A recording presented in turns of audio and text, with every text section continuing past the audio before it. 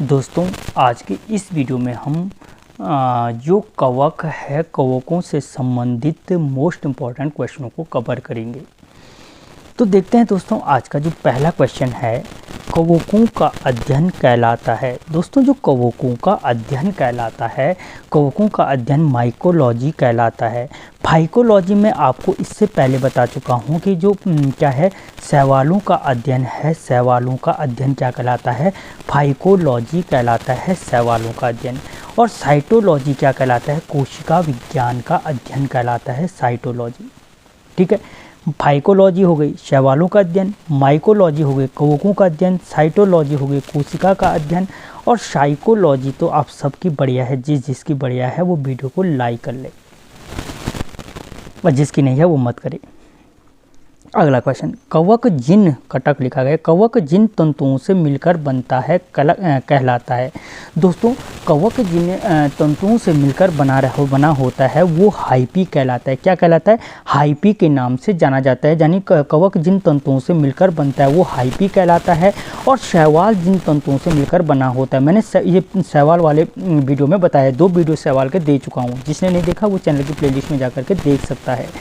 जो शैवाल बने होते हैं, जिन तंतुओं से मिलकर बने होते हैं वो ट्राइकोम कहलाते हैं, और कवक जिनसे मिलकर बनते हैं वो हाइपी कहलाते हैं। और दोस्तों हाइपी मिलकर के क्या करते हैं, तो माइसीलियम का निर्माण करते हैं। और यही माइसीलियम क्या कहलाता है, कवक जाल के नाम से जाना जाता है। कवक जाल के नाम से जाना, अगर पूछा जाए कवक जाल कहलाता है तो फिर क्या होगा, माइसीलियम कहलाता है। क्या कहलाता है, माइसीलियम कहलाता है, जिसका निर्माण कौन करते हैं, हाइपी करते हैं। अगला क्वेश्चन, मुख्यतः कवकों की कोशिका भित्ति बनी होती है। दोस्तों मुख्यतः पूछ रहा, ठीक है, कवकों की जो कोशिका भित्ति बनी होती है वो काइटिन की बनी होती है। लेकिन इनमें से एक वर्ग का कवक है, मोस्ट इंपॉर्टेंट है क्योंकि पूछेगा वो, उसी को जो अपवाद हुआ, जो ओसाइटीज है, वो क्या है, ओसाइटीज वर्ग का जो कवक है, ओसाइटीज वर्ग के कवकों की जो कोशिका भित्ति होती है वो सेल्यूलोज की बनी होती है। और एक चीज़ और याद रखना, ये मैंने सवालों में अगर नहीं बताया होगा तो जो सवालों की कोशिका भित्ति बनी होती है वो सेल्यूलोज से बनती है। लेकिन जो फियोफाइसी है, मोस्ट इंपॉर्टेंट है, फियोफाइसी और रोडोफाइसी कवक वर्ग के जो शैवाल हैं, फियोफाइसी और रोडोफाइसी के वर्ग हैं, उनकी जो कोशिका भित्ति है वो ग्लाइकोजन की बनी होती है। ठीक है, अगला क्वेश्चन, किस वर्ग के कवकों की कोशिका भित्ति सेल्यूलोज की बनी होती है, वही आ गए यहाँ पे, किसकी बनी होती है, वो माइसिटीज वर्ग की कवकों की कोशिका भित्ति किससे बनी होती है, सेल्यूलोज से बनी होती है, जिससे क्या होती है, पेड़ पौधों की कोशिका भित्ति बनी होती है। अगला क्वेश्चन, कवक विज्ञान का जनक कहलाता है। दोस्तों जो कवक विज्ञान का जनक कहलाता है वो किसको कहा जाता है, तो कवक विज्ञान का जनक एंटोनियो मिचेली को कहा जाता है। किसको, एंटोनियो मिचेली को। रॉबर्ट हुक को क्या कहा जाता है, कोशिका विज्ञान का जनक कहा जाता है। ये मैं साइटोलॉजी वाले वीडियो में बता चुका हूँ। ओपी आइंगर को क्या कहते हैं, भारतीय शैवाल विज्ञान का पिता कहा जाता है ओपी आइंगर को। ठीक है, अब ये मैंने वहाँ पे बोला था कि जो भारतीय शैवाल विज्ञान का, भारतीय क्या है, शैवाल विज्ञान का जनक है, भारतीय शैवाल विज्ञान का जनक किसे कहा जाता है, तो ओपी आइंगर को कहा जाता है। अगला क्वेश्चन, कवकों में संचित भोजन किस रूप में पाया जाता है। दोस्तों जो कवकों में संचित भोजन होता है वो किस रूप में पाया जाता है, तो वो ग्लाइकोजन के रूप में पाया जाता है। किस रूप में, ग्लाइकोजन के रूप में पाया जाता है। स्टार्च या मंड के रूप में जो पाया जाता है वो किस में पाया जाता है, शैवालों में पाया जाता है। दोनों का तुलनात्मक अध्ययन कर रहा हूँ जिससे पिछला वीडियो भी याद रहे। अगला क्वेश्चन, कवक जिस स्थान से परपोषी से जुड़ता है वो कहलाता है। दोस्तों कवक जिस स्थान से परपोषी से जुड़ता है वो एपिसोरियम के नाम से जाना जाता है। किसके नाम से, एपिसोरियम के नाम से जाना जाता है। जबकि हाइपी मैं बता चुका हूँ तुम्हें क्या होता है, जिन तंतुओं से मिलकर कवक बनता है हाइपी कहलाता है। हाइपी मिलकर के माइसीलियम का निर्माण करता है, यही कवक जाल कहलाता है, माइसीलियम। और ट्राइकोम जिन तंतुओं से मिलकर के शैवाल बनता है वो क्या कहलाता है, ट्राइकोम कहलाता है।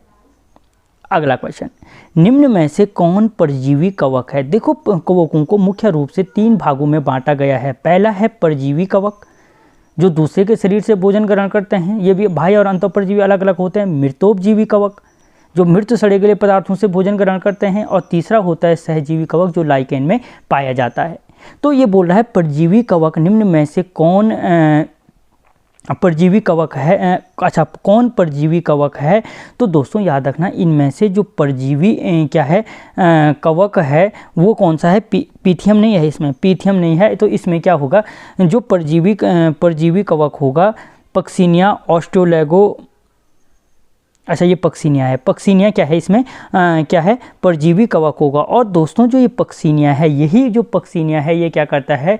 गेहूं का ढीला स्मट रोग को करता है। अगला क्वेश्चन, निम्न में से कौन मृतोपजीवी कवक है? दोस्तों जो मृतोपजीवी कवक हैं, इनमें से मृतोपजीवी कवक अच्छा नहीं है, इनमें से जो मृतोपजीवी कवक नहीं है, कौन सा नहीं है? तो इरिसाइफी नहीं है। जबकि फ्यूजेरियम हो गए, राइजोपस हो गए, म्यूकर हो गए, और इसके अलावा एक और याद रखना, मोर्सेला। ये क्या है दोस्तों? फ्यूजेरियम, राइजोपस, म्यूकर और मोर्सेला जो है मृतोपजीवी कवक हैं। जबकि एक मैंने शुरू में बताया था, पक्सिनिया, ऑस्ट्रोलेगो, पीथियम और इरिसाइपी ये क्या हैं दोस्तों? ये परजीवी कवक हैं। याद रखना, ये उदाहरण मोस्ट इंपॉर्टेंट हैं। अगला क्वेश्चन, सहजीवी में कवक का भाग कहलाता है। दोस्तों जो सहजीवी में जो कवक का भाग होता है माइकोबायंट कहलाता है। क्या कहलाता है? माइकोबायंट कहलाता है। और जो शैवाल का भाग होता है फाइकोबायंट कहलाता है। माइकोलॉजी कहलाता है इसका अध्ययन, तो माइकोबायंट हो गए, और इसका अध्ययन फाइकोलॉजी कहलाता है, तो फाइकोबायंट हो गया।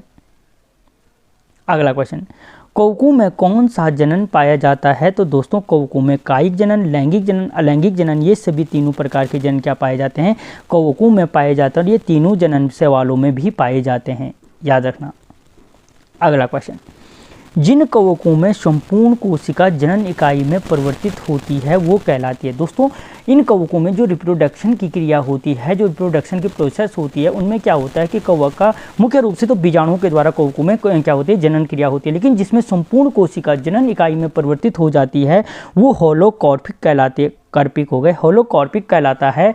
और जिनमें केवल एक भाग जनन इकाई में परिवर्तित होता है वो यूकॉर्पिक कहलाता है। क्या कहलाता है? यूकॉर्पिक कहलाता है। देखो जिनमें संपूर्ण भाग जनन इकाई में परिवर्तित होगा होल क्या है? होलोकॉर्पिक होगा। जिसमें केवल एक होगा तो यूकॉर्पिक कहलाता है। अगला क्वेश्चन, भोजन के रूप में प्रयोग किए जाने वाले कवक हैं। दोस्तों किन कवकों का प्रयोग भोजन के रूप में किया जाता है? तो याद रखना, एगेरिकस का, गुच्छी का, लाइकोप्रेडोन का, ये सभी क्या होते हैं? इसके अलावा एक और याद रखना, ट्यूबर मेलेनोस्पर्म। क्या? ट्यूबर मेलेनोस्पर्म। स्पर्मी कवक क्या होता है? इनका भोजन के रूप में प्रयोग होता है। एगेरिकस का, गुच्छी का, लाइकोप्रेडोन का, ट्यूबर मेलेनोस्पर्म का प्रयोग क्या होता है? भोजन के रूप में होता है। अगला कवक क्वेश्चन, पनीर उद्योग में प्रयोग किया जाने वाला कवक है। दोस्तों किस कवक का प्रयोग पनीर उद्योग में किया जाता है? तो पेंसिलियम कॉर्मोम्बल्टी का प्रयोग किया जाता है। और इसके अलावा एस्परजिलस का प्रयोग किया जाता है। एस्परजिलस का प्रयोग किया, अच्छा ये दोनों है, ए और बी दोनों हो जाएगा। फिर पेंसिलियम कॉर्मोम्बल्टी भी है, एस्परजिलस भी है, तो ए और बी दोनों इसका आंसर हो जाएगा।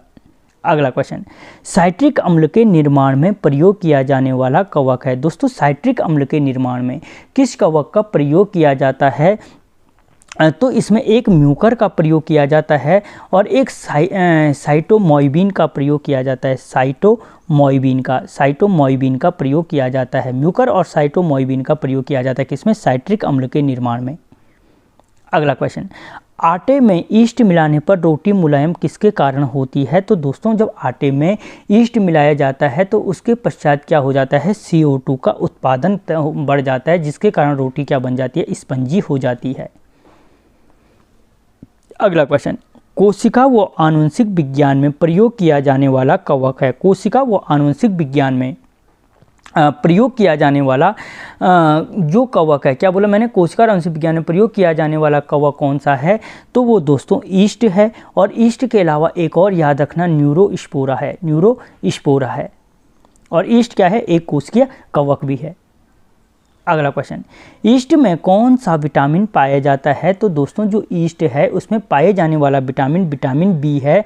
और इसी ईस्ट में क्या पाया जाता है? जाइमेज पाया जाता है और एक इन्वर्टेज पाया जाता है। अगर पूछा जाए इसमें कौन से एंजाइम पाए जाते हैं, तो जाइमेज और इन्वर्टेज एंजाइम पाए जाते हैं, जिससे इसका प्रयोग किण्वन में बोलो या दारू के निर्माण में किया जाता है, अल्कोहल के निर्माण में इसका प्रयोग किया जाता है।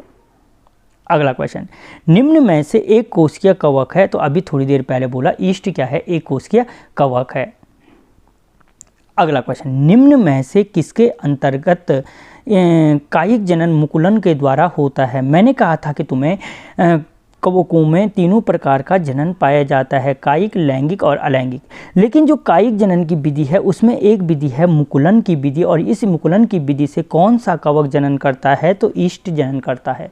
पता नहीं कितनी बार पूछा गया, मोस्ट इंपॉर्टेंट क्वेश्चन है कि कायिक जनन के द्वारा जो जनन करता है मुकुलन के द्वारा वो ईस्ट करता है।